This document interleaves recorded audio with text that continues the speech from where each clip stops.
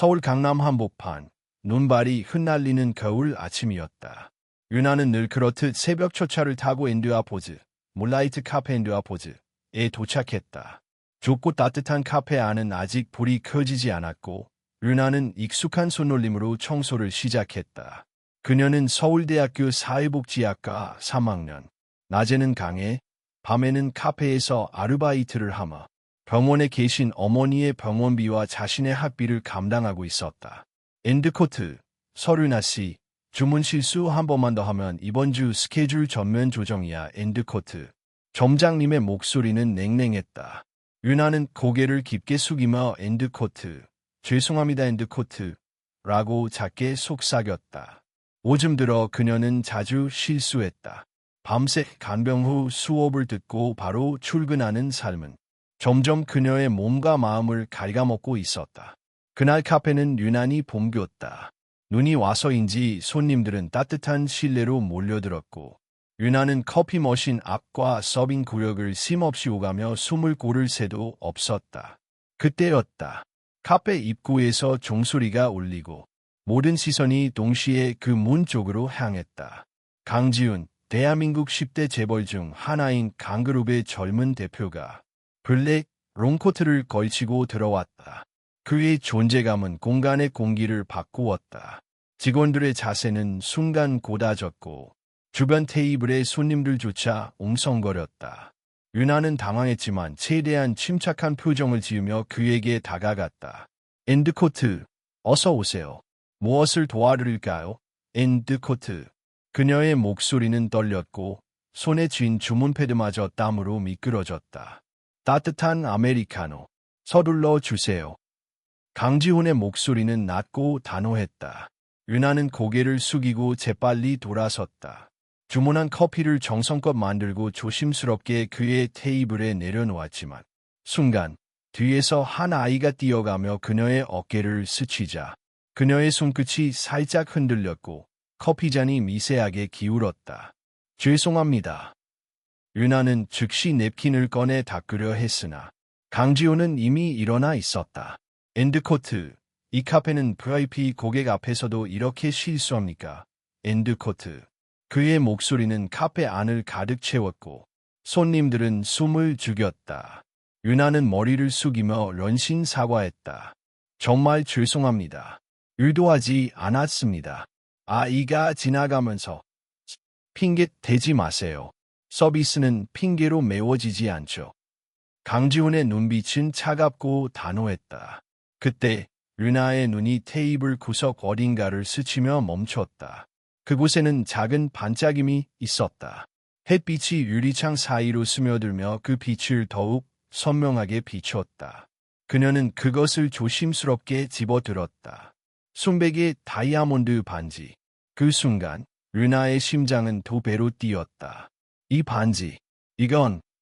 그녀는 본능적으로 그것이 매우 고가의 보석이라는 걸 알 수 있었다. 적어도 수천만 원, 어쩌면 억대를 넘길 수도 있었다. 생각이 꼬리에 꼬리를 물었다. 이걸 가져가면 어머니 병원비도 내 학비도 해결될 수 있어. 손에 땀이 맺혔다. 그녀는 아무 말 없이 반지를 바라보았다. 누구도 그녀를 보지 않았다. 누구도 그녀가 그 반지를 발견한 것을 알지 못했다. 그때 느리를 스치는 기억 하나. 3년 전 겨울, 어머니가 처음 쓰러졌을 때 윤아는 약국에서 감기약 하나를 훔쳤다. 카운터를 지나쳐 나올 때 경보음이 울렸고 경찰에 넘겨질 뻔했다. 약국 주인은 학생증을 확인하고는 조용히 말했다. 이번 한 번은 눈 감겠습니다. 하지만 양심은 잃지 마세요. 그날 이후 윤아는 자신에게 약속했다. 절대 다시는 그런 선택을 하지 않겠다. 그녀는 조용히 반지를 테이블 위로 가져가 강지훈이 쓰고 있던 서류 파일 옆에 살며시 놓았다. 손끝이 떨렸지만 마음은 이상하게 평온했다. 그는 여전히 직원에게 따지듯 말하고 있었고 그 누구도 그녀가 방금 무엇을 했는지 몰랐다. 윤아는 물러나며 마음속으로 중얼거렸다. 괜찮아. 나는 내 양심을 지켰어. 그 순간 강지훈의 눈빛이 그녀를 스쳤다. 그는 무심결에 테이블로 시선을 돌렸고 거기 놓인 반지를 보았다. 그의 손이 멈칫했다. 눈빛에 미묘한 흔들림이 감돌았다. 그러나 그는 아무 말도 하지 않았다. 그저 고개를 돌려 창밖을 바라보며 한참 동안 말이 없었다. 유나는 다시 커피 머신 앞으로 걸어갔다. 작은 숨을 들이쉬며 마음을 다잡았다. 카페의 음악은 여전히 흐르고 있었지만 그녀의 내면에서는 무언가가 조용히 변하고 있었다. 그날 밤 눈은 조용히 쌓여갔다. 강남의 불빛 아래 그녀의 마음에는 하얗고 단단한 결심 하나가 내려앉았다. 어떤 상황에서도 나는 나를 잃지 않겠다. 그날 이후로도 물라이트 카페의 하루는 변함없이 흘러갔다. 커피 머신의 증기 소리, 컵이 부딪히는 소리, 손님들의 낮은 대화가 반복되었지만 유나의 마음속에서는 이전과는 다른 파문이 일고 있었다. 반지를 내려놓던 순간의 감각이 계속해서 손끝에 남아 있었다. 차가운 금속의 온기, 다이아몬드가 빛을 반사하던 미세한 떨림. 그것은 단순한 물건이 아니었다. 그날 유나는 자신의 인생을 가로지르는 하나의 갈림길 위에 서 있었음을 시간이 지날수록 더욱 또렷하게 느꼈다. 퇴근 후 유나는 병원으로 향했다. 지하철 창에 비친 자신의 얼굴은 유난히 창백해 보였다. 피곤 때문인지 아니면 마음속에서 계속 반복되는 질문 때문인지 스스로도 알 수 없었다. 내가 잘한 걸까? 그 선택이 정말 옳았을까? 병실 문을 열자 익숙한 소독약 냄새가 코끝을 찔렀다. 어머니는 창가 쪽 침대에 누워 있었고 창밖으로는 서울의 밤 불빛이 조용히 흔들리고 있었다. 유나 왔니? 어머니는 힘겹게 미소 지었다. 유나는 가방을 내려놓고 어머니의 손을 잡았다. 그 손은 여전히 따뜻했지만 예전보다 훨씬 가늘어져 있었다. 오늘은 좀 어때요? 괜찮아. 조금 숨이 차긴 하지만. 유나는 고개를 끄덕였지만 마음은 무거웠다. 병원비 고지서가 머릿속을 스쳤다. 다음 달 등록금, 락각, 그리고 언제 끝날지 모르는 치료. 어머니는 딸의 표정을 놓치지 않았다. 무슨 일 있었니? 유나는 잠시 망설이다가 고개를 저었다. 아니에요. 그냥 좀 피곤해서요. 하지만 그날 밤 병실에 불이 꺼진 뒤에도 유나는 쉽게 잠들지 못했다. 반지를 손에 쥐고 있던 그 짧은 순간이 계속해서 되살아났다. 그녀는 문득 스스로에게 물었다. 만약 아무도 몰랐다면? 만약 그 반지가 지금 내 가방 속에 있었다면? 그 질문은 생각보다 잔인했다. 왜냐하면 유나는 그 대답이 무엇인지 어렴풋이 알고 있었기 때문이다. 다음 날 아침, 카페에 도착한 유나는 평소보다 일찍 출근했다. 강지훈은 이미 카페 안에 앉아 있었다. 어제와 다르게 그는 노트북을 열어놓고 있었고 주변을 거의 신경 쓰지 않는 듯 보였다. 하지만 유나는 느낄 수 있었다. 그의 시선이 아주 가끔, 아주 짧게 자신에게 향하고 있다는 것을. 그는 아무 말도 하지 않았다. 반지에 대해서도, 어제의 일에 대해서도. 그 침묵이 오히려 유나를 더 긴장하게 만들었다. 혹시 그가 의심하고 있는 걸까? 아니면 그냥 우연이었을까? 유나는 평소보다 더 조심스럽게 움직였다. 컵을 내려놓을 때도, 주문을 받을 때도 손끝에 힘이 들어갔다. 점심 무렵 잠시 휴식 시간이 주어졌다. 유나는 직원 휴게실 구석에 앉아 커피를 한 모금 마셨다. 그때 휴대전화가 진동했다. 혀눌었다. 유나야, 괜찮아. 응, 왜? 어제 너 목소리가 좀 이상하더라. 현우는 유나의 고등학교 동창이자 유일하게 마음을 털어놓을 수 있는 친구였다. 현재는 택배 물류센터에서 일하며 틈틈이 자격증을 준비하고 있었다. 유나는 잠시 망설이다가 말했다. 만약 말이야, 정말 큰 돈이 눈앞에 있다면 너라면 어떻게 할 것 같아? 현우는 잠시 침묵했다. 어떤 큰 돈? 아무도 모를 수도 있는 돈. 전화기 너머에서 한숨 소리가 들렸다. 유나야, 그 질문 자체가 이미 답 아니야. 무슨 뜻이야? 내가 고민하고 있다는 건 그 돈이 그냥 돈이 아니라는 거잖아. 윤아는 입술을 깨물었다. 현우의 말은 정확했다. 나도 가끔 그런 생각해. 지금 이 삶에서 벗어날 수 있는 기회가 눈앞에 있으면 사람은 쉽게 흔들린다는 거. 잠시 후 현우가 덧붙였다. 근데 말이야, 그걸 잡았을 때 내가 내 자신을 계속 존중할 수 있을지는 아무도 대신 책임져 주지 않아. 통화를 끊은 뒤 윤아는 한동안 자리에 앉아 움직이지 못했다. 자신이 그 질문을 했는지 스스로도 알고 있었다. 그날 오후 강지우는 계산대에서 윤아를 불렀다. 카페 안의 소음이 순간 멀어지는 느낌이었다. 잠깐 이야기할 수 있습니까? 그의 목소리는 여전히 낮고 차분했다. 윤아는 고개를 끄덕이며 그를 따라갔다. 카페 한쪽, 사람들의 시선이 닿지 않는 자리였다.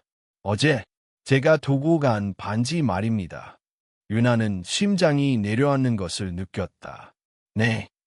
직원 중 누구도 그 이야기를 하지 않더군요.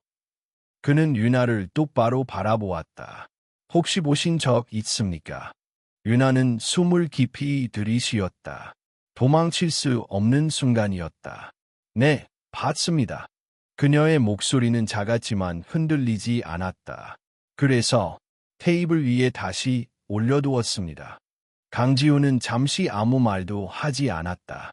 그의 눈빛은 여전히 차분했지만 그 안에는 무언가 복잡한 감정이 스쳐 지나갔다. 예요. 짧은 질문이었다. 윤아는 잠시 고개를 숙였다가 다시 들었다.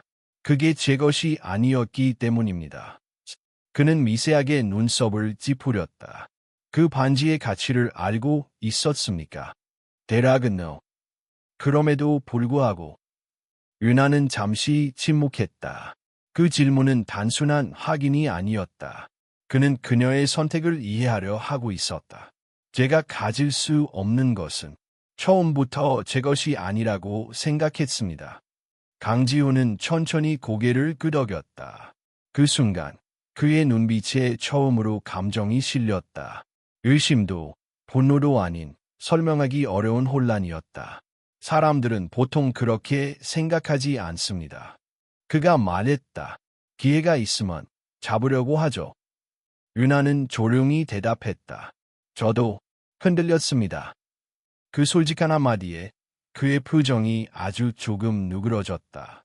그럼에도 불구하고 선택했군요. 네. 대화는 그 이상 이어지지 않았다. 강지우는 짧게 고개를 숙이고 자리에서 일어났다. 그가 돌아간 뒤 윤아는 그 자리에 한동안 서 있었다. 심장은 여전히 빠르게 뛰고 있었지만 마음 한구석이 이상하게 가벼워졌다. 그날 밤 윤아는 병원 옥상에 올라 서울의 불빛을 내려다보았다. 수많은 창문과 거리, 그 안에 살고 있는 수많은 사람들. 그녀는 깨달았다. 그날 자신이 내려놓은 것은 반지가 아니라 스스로를 부정하지 않겠다는 약속이었다는 것을. 그리고 그 약속은 앞으로 더 큰 시험으로 그녀를 이끌고 갈 것임을 아직은 알지 못한 채 윤아는 조용히 밤하늘을 바라보고 있었다. 그 이후로 윤아의 하루는 이전보다 조금 더 조심스럽고 조금 더 조용해졌다. 무언가 크게 변한 것은 아니었다. 그녀는 여전히 같은 유니폼을 입고 같은 자리에서 커피를 내리고 똑같은 웃음으로 손님을 맞이했다. 하지만 그녀의 내면 어딘가에는 이전과는 확실히 다른 무게가 자리를 잡고 있었다. 강지훈 대표와의 대화 이후 윤아는 그의 시선을 더 자주 느끼게 되었다. 그것은 노골적이지 않았다. 대부분의 시간 동안 그는 노트북을 바라보거나 전화통화를 했고 아주 드물게만 커피를 마시며 주변을 살폈다. 하지만 윤아는 알 수 있었다. 그의 시선이 우연처럼 그러나 반복적으로 자신에게 닿는다는 것을. 처음에는 불편했다. 실수를 감시하는 듯한 느낌. 평가당하고 있는 기분. 그러나 시간이 흐르며 윤아는 그 시선에 어떤 감정도 담기지 않았다는 사실을 깨달았다. 그것은 감시가 아닌 관찰이었고 판단이 아닌 질문에 가까웠다. 그녀는 왜 그렇게 행동했을까라는 조용한 궁금증. 하루는 비가 오는 저녁이었다. 손님이 줄어든 시간, 유나는 혼자서 차문을 닫고 있었다. 그때 카페 입구 쪽에서 익숙한 발소리가 들렸다. 고개를 돌리자 강지훈이 비에 젖은 코트를 벗으며 안으로 들어오고 있었다. 그는 조용히 카운터로 다가왔다. 오늘도 아메리카노 부탁드립니다. 그의 말투는 전보다 부드러워져 있었다. 유나는 고개를 끄덕이며 주문을 준비했다. 머릿속으로는 자신도 모르게 계산이 돌고 있었다. 그가 카페에 오는 주기, 앉는 자리, 커피를 마시는 속도까지. 그는 늘 창가 구석 자리를 선호했고 커피를 마시는 동안 절대 휴대전화를 보지 않았다. 늘 노트북을 펼치고 뭔가를 쓰거나 읽었으며 그 표정은 평소와 다르지 않았다. 그러나 그의 눈빛은 그 이전과는 확실히 달라져 있었다. 커피를 내려 테이블에 가져다 줄 때 유나는 그의 눈을 잠깐 마주쳤다. 그 순간 짧은 정적이 흐르고 서로의 시선이 엇갈렸다. 감사합니다. 그가 말했다. 유나는 고개를 숙이고 돌아서려 했지만 그의 말이 그녀를 멈추게 했다. 문득 궁금해서 그 말에 유나는 다시 고개를 들었다. 당신 같은 사람은 어떻게 그렇게 조용히 견딜 수 있습니까? 질문은 뜻밖이었다. 무슨 말씀이신지. 유나는 당황한 표정으로 물었다. 다들 당신을 잘 보지 않습니다. 직원들도 손님들도 당신이 실수했던 날을 기억할 겁니다. 그런데도 당신은 아무렇지 않게 계속 일하고 있죠. 유나는 잠시 말이 없었다. 그의 말 속에는 비난도 연민도 없었다. 그저 사실을 나열하고 있었을 뿐이었다. 저는 선택했을 뿐이에요. 그녀가 조용히 말했다. 무시당해도 오해받아도 결국 제가 누군지는 제가 결정하는 거니까요. 그 말에 강지호는 한동안 말을 잇지 못했다. 그의 눈빛에는 이전과는 또 다른 빛이 어렸다. 마치 누군가를 처음으로 인간으로 보는 듯한 그런 시선. 그날 이후 그는 카페를 더 자주 찾았다. 유나는 여전히 조심스럽게 그를 대했지만 둘 사이에는 어떤 미묘한 균형이 생겨났다. 말이 없어도 짧은 인사만으로도 서로를 인식하는 순간들이 쌓여갔다. 하지만 그 평온은 오래가지 않았다. 며칠 후 카페의 분위기는 심상치 않았다. 매니저가 전 직원들을 모아 급히 회의를 소집했고 유나도 어쩔 수 없이 자리에 앉았다. 최근 우리 매장의 SNS 리뷰에 이상한 댓글들이 달리고 있습니다. 매니저의 얼굴은 굳어 있었다. 특히 한 손님에 대한 의도적인 접근과 관련된 소문이 퍼지고 있고 어떤 블로거는 알바생이 VIP 손님에게 접근해 신뢰를 얻고 보석을 가로채려 했다는 식의 글을 올렸습니다. 카페 안은 술렁이기 시작했다. 모두의 시선이 유나에게 향했다. 유나는 그대로 얼어붙었다. 설마. 그녀는 휴대전화를 꺼내 그 글을 직접 확인했다. 블로그에는 그녀의 뒷모습 사진이 모자이크도 없이 그대로 올라가 있었고 VIP 고객과의 수상한 관계, 반지 사건의 진실이라는 자극적인 제목이 달려 있었다. 그뿐만이 아니었다. 댓글 중 일부는 과거 그녀가 약국에서 도둑질을 했다는 익명의 제보를 인용하고 있었다. 유나는 숨이 막히는 느낌을 받았다. 그 과거는 누구에게도 말하지 않았던 상처였다. 단 한 번의 실수, 단 한 번의 절박함이 만든 실수. 그리고 그 실수가 지금 다시 그녀를 덮치고 있었다. 유나 씨, 이거 사실입니까? 매니저의 물음은 형식적이었지만 그의 눈빛은 이미 결론을 내리고 있는 듯했다. 유나는 입술을 깨물었다. 아닙니다. 그 글은 사실이 아니에요. 하지만 아무도 대답하지 않았다. 직원들은 서로 눈을 피했고 누군가는 휴대전화로 슬쩍 사진을 찍고 있었다. 그날 유나는 조용히 유니폼을 갈아입고 퇴근했다. 눈발이 다시 내리기 시작한 강남의 밤거리를 걷는 그녀의 발걸음은 무거웠다. 그녀는 속으로 생각했다. 내가 지키고 싶었던 건 내 양심이었다. 하지만 세상은 그것마저도 의심하는구나. 그리고 그녀는 알았다. 이제는 반지가 아니라 자신의 이름을 지켜야 할 시간이라는 것을. 이 싸움은 이제부터 시작이었다. 비는 그쳤지만 서울의 공기는 여전히 눅눅했다. 그날 이후 유나는 전보다 더 조용해졌고 카페의 분위기도 묘하게 얼어 있었다. 직원들 중 누구도 대놓고 그녀를 비난하지는 않았지만 속삭임과 시선의 방향이 변했다는 것은 분명했다. 리뷰의 댓글은 점점 퍼졌고 블로그 글은 포털 실시간 검색어에까지 오르내렸다. 누군가는 진실을 묻기도 했고 누군가는 확인도 없이 욕설을 남겼다. 이미 한 번 도둑질했던 애잖아. 럭시 가난한 사람은 신뢰하면 안 돼. 그런 말들이 스크린 속 헐자가 아닌 현실의 공기처럼 유나를 짓눌렀다. 하지만 그녀는 아무 말도 하지 않았다. 그녀는 싸우지 않았다. 그저 묵묵히 일했다. 고개를 들지 않았고 핑계를 대지 않았다. 그날도 평소처럼 아침 근무를 시작한 유나는 점심 무렵 근처 대학에서 단체 손님 예약이 있다는 걸 듣고 더 일찍 준비에 들어갔다. 기계 점검, 식자재 정리, 안전 장비 확인까지 끝낸 뒤 그녀는 커피 머신 옆에서 손을 씻고 있었다. 유나 씨, 창고에 컵 추가로 꺼내놔요. 매니저의 말에 유나는 고개를 끄덕이고 뒷문 쪽으로 향했다. 문을 열고 들어가려는 순간 그녀는 이상한 냄새를 맡았다. 탄 냄새, 그리고 미세한 연기. 창고 안 전기 배선 옆에서 불꽃이 튀고 있었다. 스파크가 터지는 소리와 함께 박스에 불이 옮겨붙기 시작했다. 불이야. 그녀가 외쳤다.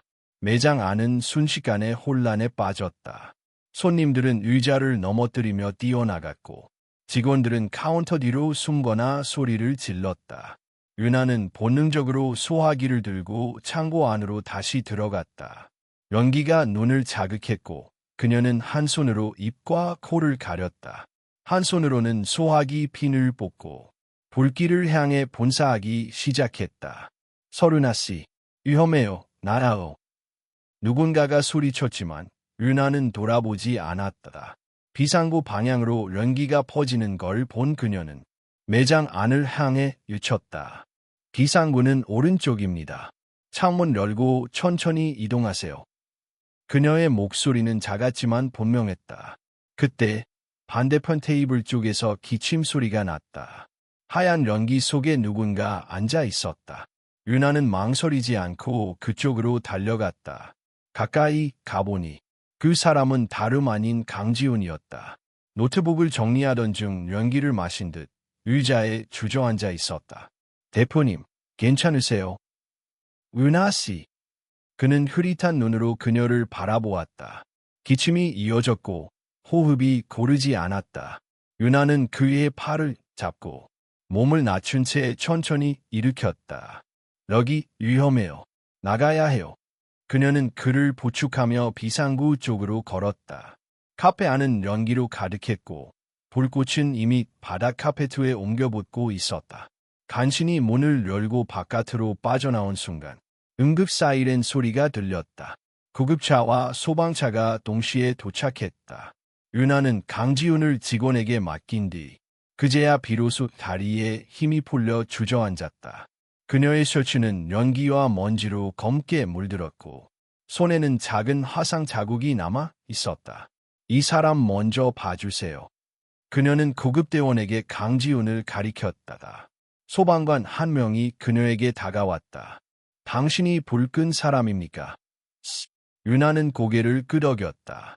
다행히 큰 불로 번지기 전에 진화됐습니다.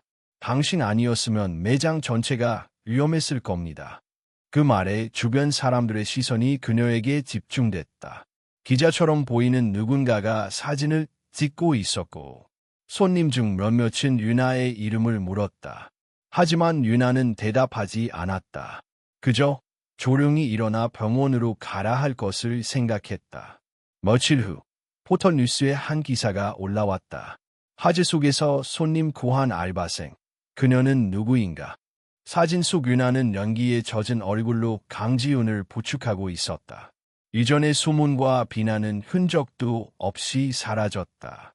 댓글란은 응원의 말들로 가득했다. 진짜 용기 있는 사람이다. 그동안 오해해서 미안해요. 정말 멋진 분이네요. 하지만 유나는 그 어떤 기사도 공유하지 않았고 어떤 인터뷰도 수락하지 않았다. 오직 한 사람, 강지훈만이 조용히 그녀에게 다가왔다. 그는 며칠 후 다시 카페를 찾아와 그녀에게 작게 말했다. 제가 틀렸던 것 같습니다. 그 한마디는 사과도 찬사도 아니었다. 그러나 유나에게는 그것으로 충분했다. 그날 밤 서울의 거리는 여전히 분주했지만 유나의 마음에는 조용한 평화가 찾아왔다. 세상은 오해하고 비난하고 때로는 증오하지만 진심은 언젠가 반드시 드러난다는 것. 그녀는 비로소 확신하게 되었다. 그 선택은 옳았고 앞으로도 그 길을 흔들림 없이 걸어갈 수 있으리라는 것을. 화재 사건 이후 며칠간 카페는 사람들로 북적였다. 기사는 빠르게 퍼졌고 불 속에서 손님을 구한 아르바이트생이라는 제목은 인터넷 포털과 뉴스 앱에 끊임없이 떠올랐다. 진짜 멋있다. 이런 사람도 있구나. 요즘 보기 드문 용기야. 이름이 서류나렸지. 응원합니다. 이전까지의 냉담하고 차가운 시선은 언제 그랬냐는 듯 사라졌다. 동료 직원들도 조금씩 태도를 바꾸기 시작했다. 어색하지만 수고했다는 인사, 점심시간에 몰래 준 따뜻한 음료. 유나는 그 모든 변화 속에서도 평소처럼 묵묵히 일했다. 하지만 조용한 파장은 곧 또 다른 방향으로 흘러가기 시작했다. 일이 벌어진 건 강지훈 대표가 한 행사장에서 정직함과 용기는 직급이나 배경과 무관하게 존중받아야 한다는 발언을 하면서였다. 그 발언은 곧 언론의 주목을 받았고 기자들은 그 발언이 카페 아르바이트생과 관련이 있다는 점에 관심을 가졌다. 며칠 후 기자 간담회의 모습을 드러낸 강지훈 옆에는 강그룹의 전 전략기 기사였던 이도진이 앉아 있었다. 그는 날카로운 눈빛으로 기자들을 훑으며 입을 열었다. 강 대표님 말씀에 공감합니다. 그러나 정직함이라는 단어가 누구에게도 적용될 수 있다고는 생각하지 않습니다. 기자들이 웅성거렸다. 누군가 질문했다. 혹시 카페 직원분을 지칭하시는 겁니까? 이도진은 의미심장한 미소를 지었다. 제보가 들어왔습니다. 과거 모 고등학교 재학 중이던 시절 해당 인물이 약국에서 락을 절도하려다 적발된 사건이 있었다고 합니다. 정적, 그런 사람이 지금은 정의의 상징처럼 떠오르고 있는 현실이 저는 조금 불편하군요. 다음 날 아침, 포털 사이트의 메인 뉴스에는 다음과 같은 제목이 떠올랐다. 불 속의 용기는 연기였나? 서류나 과거 절도 사건 논란. 기사에는 고등학교 2학년 시절 약국에서 감기약을 훔치다 CCTV에 찍힌 여고생에 대한 이야기가 상세히 적혀 있었고 그 인물이 유나일 가능성이 크다는 언급이 덧붙어 있었다. 익명의 제보, 흐릿한 사진. 하지만 이미 대중은 판단을 내리고 있었다. 역시 가난은 죄야. 그냥 이미지 세탁이었네. 감동받은 내가 바보지. 유나는 침묵했다. 그날 카페에 들어선 그녀를 향한 시선은 다시 날카로워졌다. 매니저는 곤란한 표정으로 말했다. 유나 씨, 당분간은 쉬는 게 좋을 것 같아요. 고객 반응이 심상치 않아서. 유나는 잠시 침묵한 뒤 고개를 끄덕였다. 그녀는 유니폼을 벗고 조용히 가방을 챙겼다. 밖으로 나오자 찬바람이 얼굴을 때렸다. 겨울이 다시 깊어지고 있었다. 휴대전화에는 기자들의 번호가 줄줄이 찍혀 있었고 낯선 메시지들이 SNS를 가득 메웠다. 인터뷰 한번 하시죠. 당신 입장도 들어봐야 하지 않겠어요. 후회는 안 합니까? 그때 약국에서 뛰쳐나온 CCTV 영상 다 가지고 있어요. 그녀는 휴대전화를 끄고 가장 먼저 향한 곳은 병원이었다. 어머니는 병실에서 자고 계셨다. 창밖에서는 눈이 내리고 있었고 병원 복도에는 크리스마스 캐롤이 조용히 흐르고 있었다.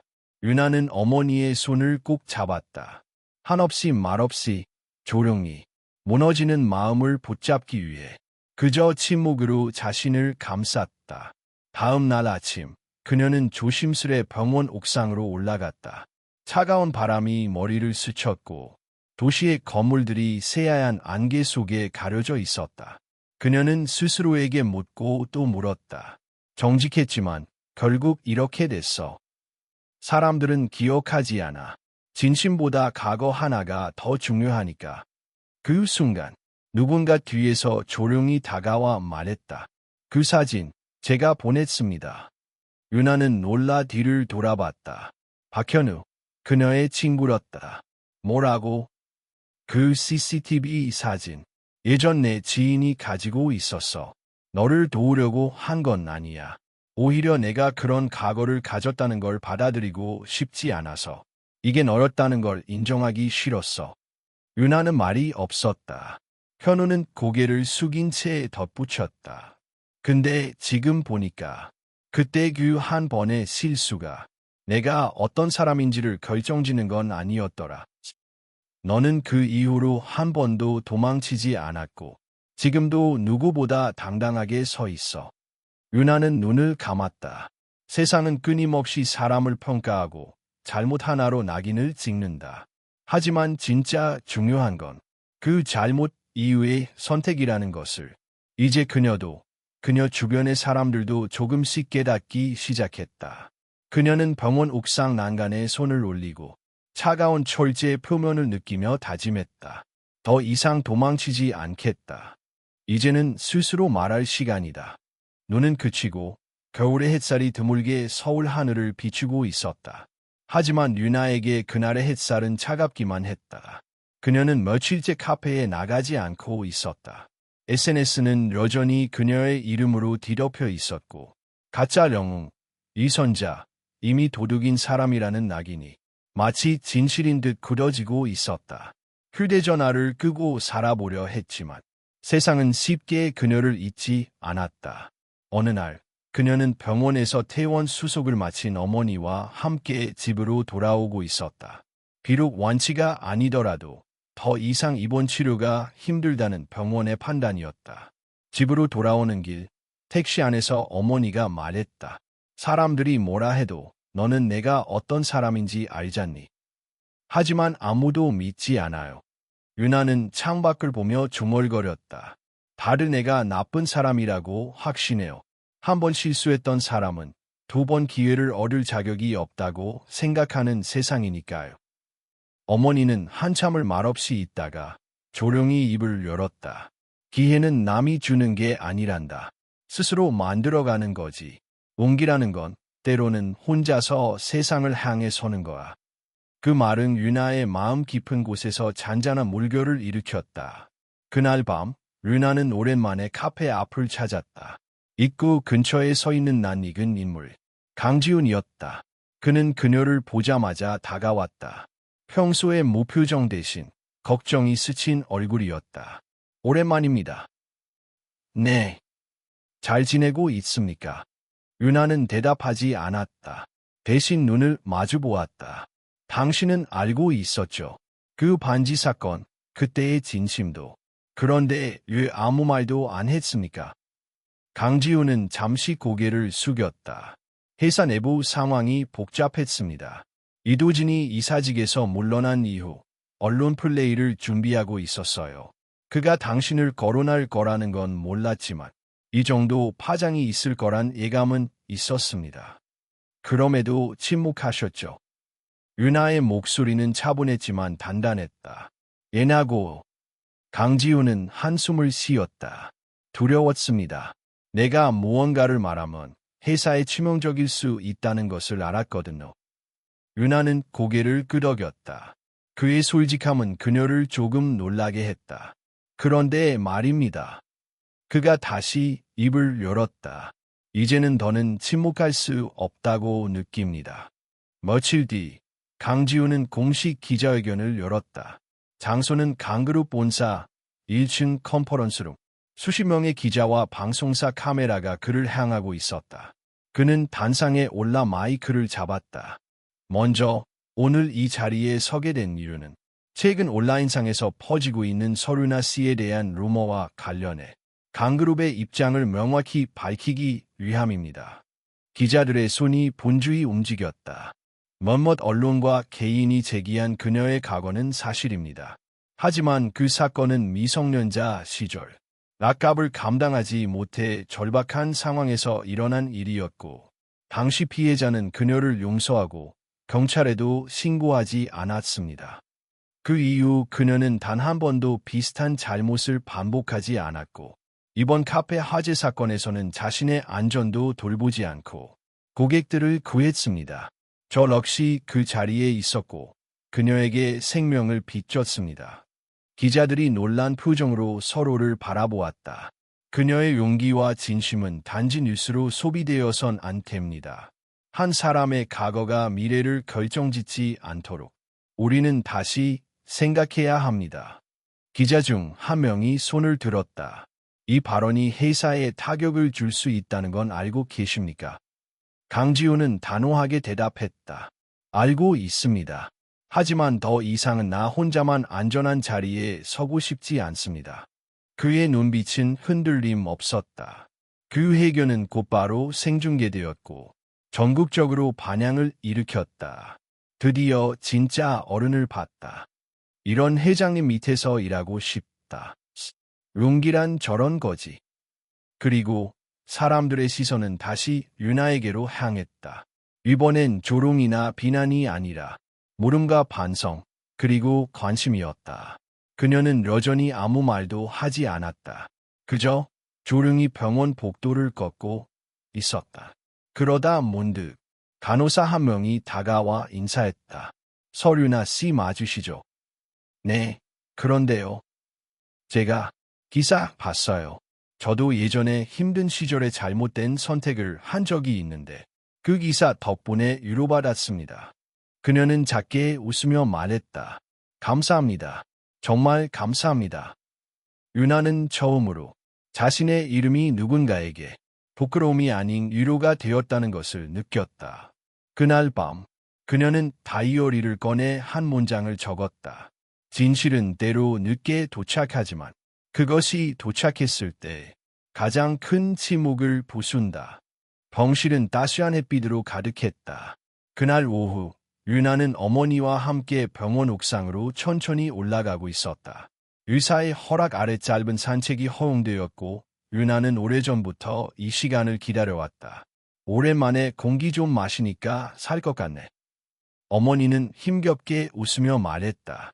윤아는 팔짱을 살짝 끼운 채 천천히 걸음을 옮겼다. 서울의 겨울 하늘은 드물게 맑았고 바람은 차가웠지만 깨끗했다. 뉴스 봤어. 어머니가 먼저 입을 열었다. 윤아는 잠시 멈칫했다. 처음엔 무서웠다. 혹시 내가 더 다칠까 봐, 사람들이 또 손가락질할까 봐. 윤아는 아무 말도 하지 않았다. 대신 어머니의 손을 살짝 더 꼭 잡았다. 근데 어느 순간부터 말이야. 그게 두려운 게 아니더라. 진짜 두려운 건 내가 너 자신을 포기하는 거였어. 그 말은 윤아의 가슴 깊숙이 파고들었다. 엄마, 내가 병실에서 널 볼 때마다 가장 안쓰러웠던 건 내 눈빛이었어. 사람들 눈치를 보는 그 눈빛. 나 괜찮은 사람인데요 하고 말하고 싶은데 그럴 용기를 꾹 눌러 담은 그 눈빛. 윤아는 눈을 감았다. 기억이 스쳐갔다. 어릴 적 학교에서 친구의 연필을 잠시 빌렸다는 이유로 도둑 취급을 받았던 날. 첫 아르바이트에서 실수 하나로 손님에게 공개적으로 꾸중을 들었던 날. 그 모든 날들 속에서 윤아는 늘 침묵을 선택했다. 진심은 언젠가 통할 거라는 믿음 하나로. 너무 오래 참았어, 윤아야. 이제는 너의 목소리로 말할 시간이야. 넌 부끄러운 사람이 아니야. 실수했던 사람이 아니라 실수를 넘어선 사람이야. 윤아는 눈가가 붉어졌다. 엄마, 나 솔직히 말하면 지금도 무서워. 사람들이 또 뭘 끄집어낼지 몰라. 내가 어떤 말을 해도 그걸 왜곡할까 봐. 어머니는 조용히 웃으며 그녀의 머리를 쓰다듬었다. 윤아야, 사람들은 언제나 말할 거야. 좋은 일이든 나쁜 일이든. 하지만 너 자신을 잃지 않는다면 그 말들은 결국 사라질 거야. 그 순간 윤아는 깨달았다. 세상이 바뀌기를 기다리는 것이 아니라 자신이 그 세상 속에서 흔들리지 않기를 선택해야 한다는 것을. 그날 밤 윤아는 오래전 쓰다 만 편지를 꺼냈다.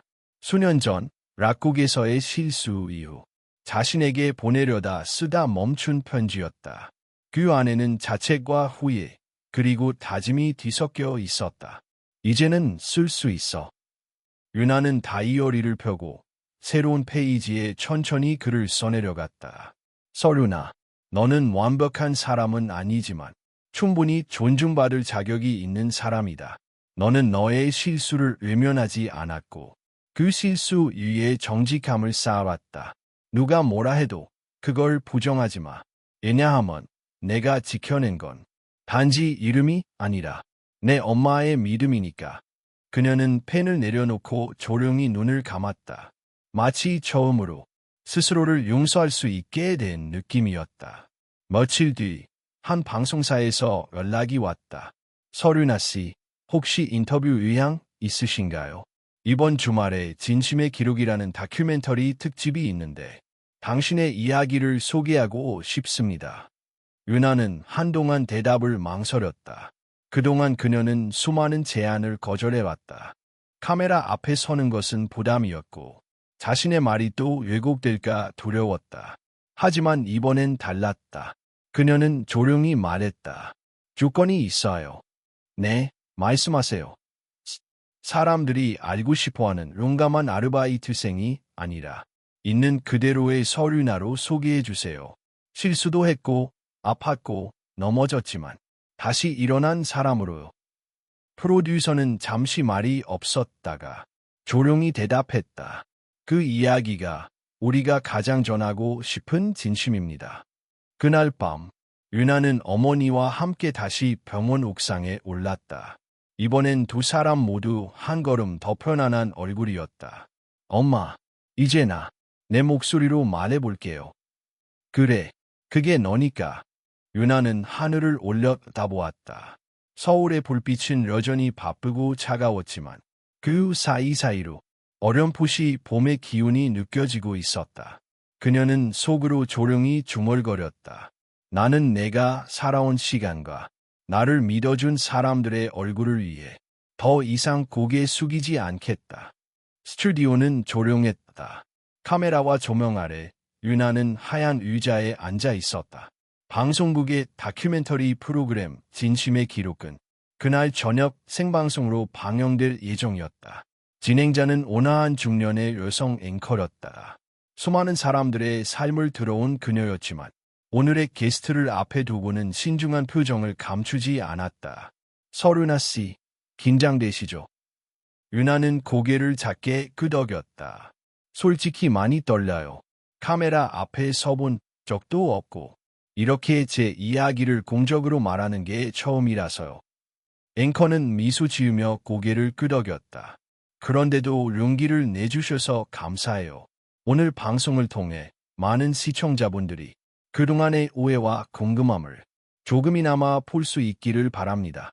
카운트다운이 시작되고 녹화가 시작되었다.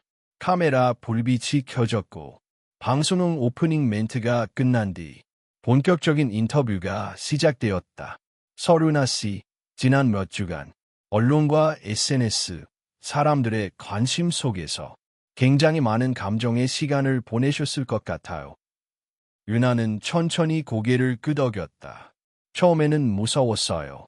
아무 말도 하지 않았는데 이미 모두가 저를 알고 있는 듯한 느낌이었어요. 그게 진실이든 아니든 사람들이 내린 판단이 전부인 세상이니까요. 그럼에도 불구하고 오늘 이렇게 나오신 이유가 있을까요? 유나는 잠시 숨을 고르더니 또박또박 말을 이었다. 제가 침묵했던 건 변명처럼 보이고 싶지 않았기 때문이에요. 하지만 이제는 알게 됐어요. 침묵은 때때로 진실을 더 멀리 밀어낸다는 거요.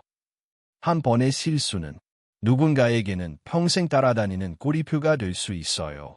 그게 얼마나 무거운지 저는 잘 알아요.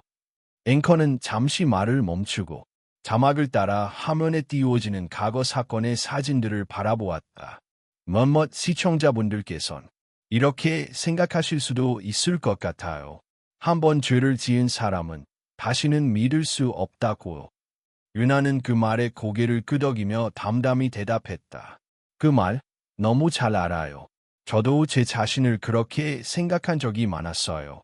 하지만 저는 그 실수 이후로 그 누구보다 조심스럽게 살아왔어요. 어릴 적 약국에서 약을 훔치려 했던 건 돈이 없어서였어요. 엄마가 아팠고 약을 사줄 수 있는 사람이 없었어요. 그게 정당하라는 뜻은 아니에요. 하지만 저는 그 순간 어떻게든 살고 싶었던 거예요. 그 순간 스튜디오 안은 정적에 잠겼다. 그 이후로 저는 다시는 그런 선택을 하지 않겠다고 다짐했어요.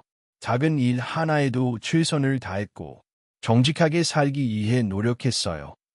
그 반지를 돌려놓은 것도, 불을 끌 때 뛰어든 것도 누구에게 보이기 위해서가 아니었어요. 그저 그 순간 제가 해야 할 일이라고 생각했을 뿐이에요. 방송이 진행되는 동안 실시간 댓글창은 빠르게 올라가고 있었다. 진심이 느껴진다. 이제는 우리가 용서할 차례다. 하지만 그래도 과거는 없어지지 않는다. 인터뷰가 중반을 넘어서며 한 패널이 스튜디오에 원격 연결되었다. 윤태석 교수, 윤리학 전공자이자 방송 토론에서 자주 등장하는 인물이었다. 교수님, 오늘 방송 어떻게 보고 계십니까? 하면 속은 교수는 약간 엄격한 표정으로 말했다. 먼저 서류나 씨의 용기와 진심에는 감탄합니다. 하지만 우리가 지금 이 자리에서 논의해야 할 것은 단순한 동정이나 감동이 아니라 과거의 잘못을 어디까지 용서할 수 있는가라는 사회적 기준입니다. 그의 발언은 스튜디오를 잠시 조용하게 만들었다.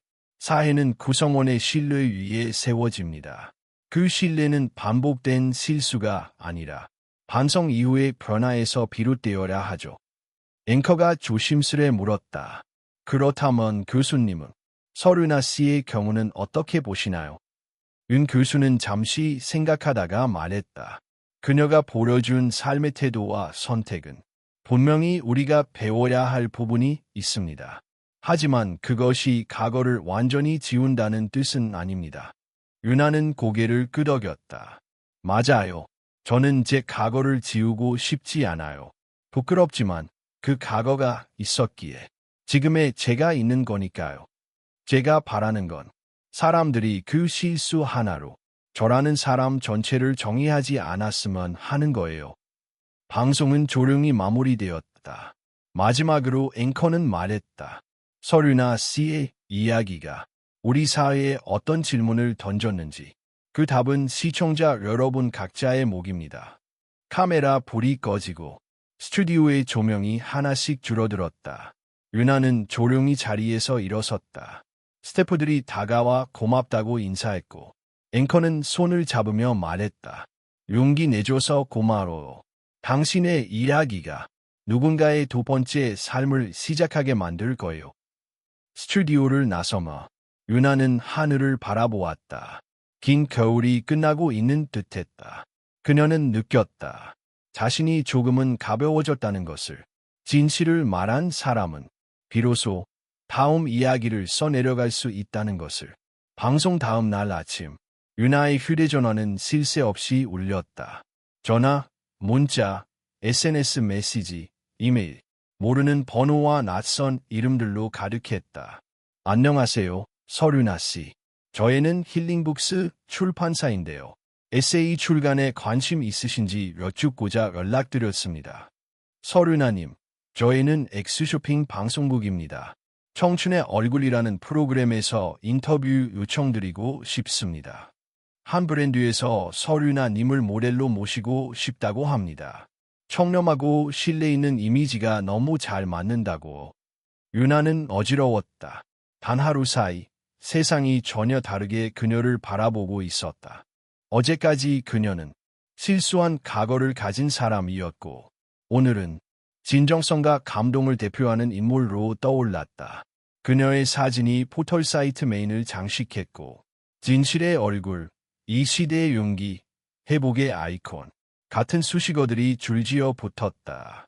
처음엔 당황스러웠지만 곧 윤아는 스스로에게 물었다. 이 기회를 받아도 될까? 이건 내가 원했던 삶일까? 아니면 사람들이 원하는 모습에 맞춰진 삶일까? 며칠 후 강지훈과 다시 만난 자리에서 그녀는 조용히 말했다. 대표님, 저 책 출간 제안이 들어왔어요. 광고 모델, 특강 요청도 있고 갑자기 너무 많은 게 쏟아져서 솔직히 혼란스러워요. 강지훈은 차분히 물었다. 하고 싶어. 유나는 잠시 침묵하다가 대답했다. 하고 싶은 것도 있고 겁나는 것도 있어요. 사람들이 또다시 나를 하나의 이미지로만 보게 될까봐. 그는 고개를 끄덕이며 말했다. 멍에는 칭찬이 아니라 기대의 무게로 다가오는 경우가 많죠. 사람들은 영웅을 좋아하지만 영웅이 실수하는 건 견디지 못하니까요. 그럼 어떻게 해야 할까요? 당신이 그 모든 제안들의 예라고 하기 전에 한 번만 더 스스로에게 물어보세요. 이건 내 진심인가? 라고. 며칠 뒤 한 유명 강연 프로그램에서 정식으로 초청장이 도착했다. 이번 시즌의 첫 강연자 서른아 님을 모시고 청춘과 두 번째 기회에 대한 이야기를 듣고자 합니다. 이 초청은 이전과는 달랐다. 이건 단지 이미지 소비가 아닌 그녀의 말과 생각을 진짜로 듣고 싶어하는 요청이었다.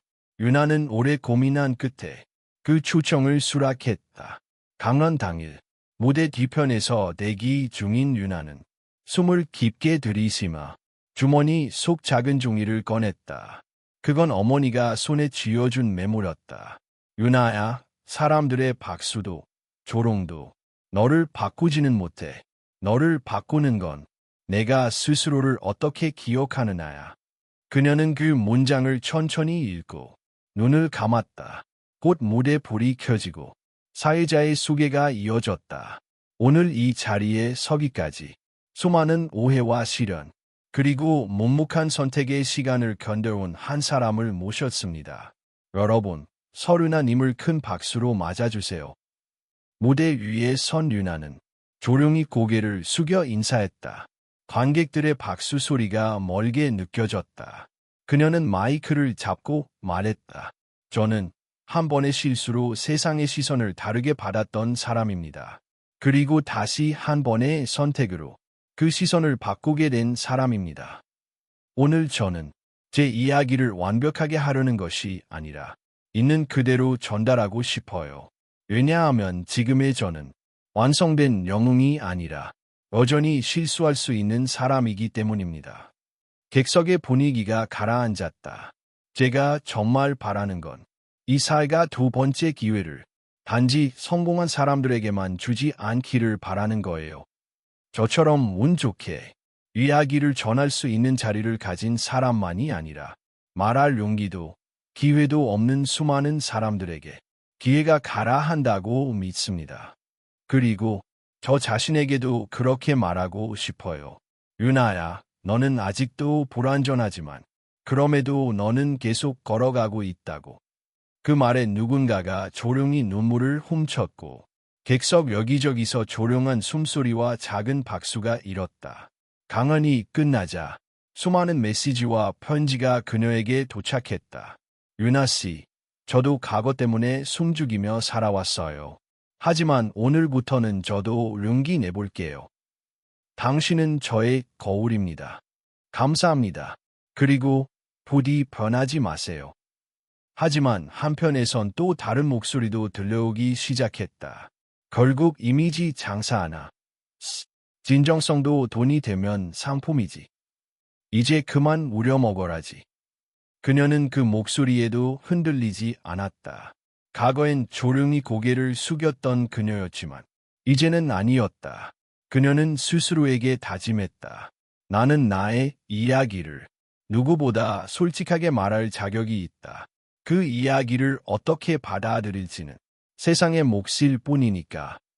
봄이 왔다. 겨울 내내 얼어있던 서울의 공기에도 따뜻한 기운이 스며들기 시작했다. 벚꽃은 아직 피지 않았지만 길가의 나무들은 연두빛으로 물들고 있었고 거리의 사람들은 두꺼운 외투를 벗고 가벼운 옷차림으로 바뀌고 있었다. 유나는 작은 서류봉투 하나를 들고 강그룹 본사 건물 앞으로 천천히 걸어가고 있었다. 얼마 전 그녀는 공식적으로 청년 회복 프로젝트의 공동 기획자 제안을 받았다. 이 프로젝트는 과거 실수로 인해 사회에서 소외된 청년들에게 재교육, 멘토링, 취업 기회를 제공하는 사회공헌 사업이었다. 강지훈 대표가 그녀에게 말했다. 윤아 씨, 이건 단지 명예직이 아닙니다. 당신이 직접 설계하고 이끌어갈 자리예요. 그녀는 감사했지만 한편으로는 혼란스러웠다. 사람들은 여전히 그녀를 회복의 아이콘, 청년 멘토로 보았다. 하지만 윤아는 스스로를 단지 누군가의 상징으로만 남기고 싶지 않았다. 그날도 마찬가지였다. 서류봉투 안에는 그 제안을 정중히 사양하는 손편지가 들어 있었다. 로비에 도착한 윤아는 접수대 직원에게 편지를 건넸다. 강지훈 대표님께 전해주세요. 직접 찾아뵙지 못해 죄송합니다. 직원은 고개를 숙이며 받았다. 밖으로 나오는 순간 햇살이 눈부시게 쏟아졌다. 윤아는 눈을 찌푸리며 작은 골목으로 걸어 들어갔다. 그곳에는 한 달 전부터 그녀가 자원봉사 중이던 작은 지력도서관이 있었다. 아이들과 청소년들이 조용히 책을 읽고 자신의 이야기를 써내려가는 곳. 윤아는 그곳에서 주 3회 글쓰기 수업을 진행하고 있었다. 그날 수업 주제는 내가 가장 사랑하는 사람에게 쓰는 편지였다. 아이들은 손을 들고 질문을 쏟아냈다. 선생님, 진짜 편지를 써도 돼요? 엄마한테 쓰면 물까 봐 걱정돼요. 사랑하는 사람이 꼭 살아있는 사람이어야 해요. 윤아는 웃으며 말했다. 여러분 마음속에 있는 사람이라면 누구든 괜찮아요. 수업이 끝난 뒤 한 소년이 윤아에게 다가왔다. 그는 수업 내내 말없이 앉아 있었고 글도 많이 쓰지 않았던 아이였다. 선생님, 저도 편지 써봤어요. 소년은 주머니에서 접힌 종이 한 장을 꺼냈다. 제가 잘 썼는지 모르겠지만 선생님처럼 저도 용기 내보고 싶었어요. 그 말에 윤아는 한동안 아무 말도 할 수 없었다. 그날 저녁, 윤아는 도서관 창가 자리에 앉아 일기를 꺼내 들었다. 나는 왜 이 선택을 했을까? 자신에게 되묻는 글을 적었다. 사람들은 여전히 내 이름을 무겁게 부른다. 그 이름 안에는 실수, 용기, 회복, 그리고 상징이 뒤섞여 있다. 하지만 나는 알고 있다.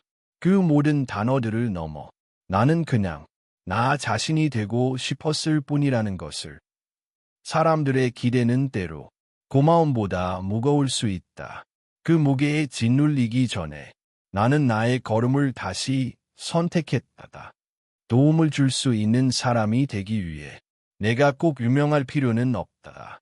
내 목소리가 작다고 해서 그 진심까지 작아지는 것은 아니니까. 며칠 뒤 강지훈은 그녀의 편지를 읽었다.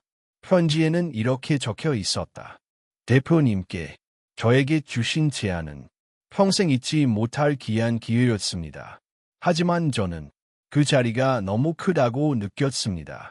아직 저 자신도 다 이해하지 못한 제 이야기를 다른 누군가의 삶을 대표하는 기준으로 세우고 싶지는 않았습니다. 저는 지금처럼 작은 공간에서 작은 이야기들을 듣고 함께 웃고 오는 사람이 되고 싶습니다. 이 선택이 대표님께 실망을 안겨드리진 않기를 바랍니다. 늘 진심으로 감사드립니다. 서로나 드림. 강지훈은 긴 숨을 내쉬었다. 그는 창밖을 바라보다가 조용히 웃었다. 그 순간 그는 알았다. 자리를 갖는 것보다 자리를 내어놓는 사람이 때로는 더 강하다는 것을. 봄은 완연해졌다. 도서관 마당에 핀 개나리는 아이들의 웃음과 함께 흔들리고 있었다. 윤아는 창문을 열고 바람을 맞았다. 이제 그녀의 이름은 누군가의 기사 속 문장이 아니라 한 아이의 편지 속 구절로 남아 있었다. 더는 유명하지 않아도 좋았다. 그녀는 진심으로 자신이 누구인지 알고 있었으니까. 세상이 정한 서사 속 주인공이 아니라 자신이 선택한 삶의 주인공으로 살고 있었으니까. 진짜 용기란 빛나는 자리를 향해 나아가는 것이 아니라 자신이 서야 할 자리를 스스로 선택할 수 있는 힘이다. 그녀의 이야기는 그렇게 끝나지 않았다. 그저 다른 계절의 시작으로 조용히 이어질 뿐이었다.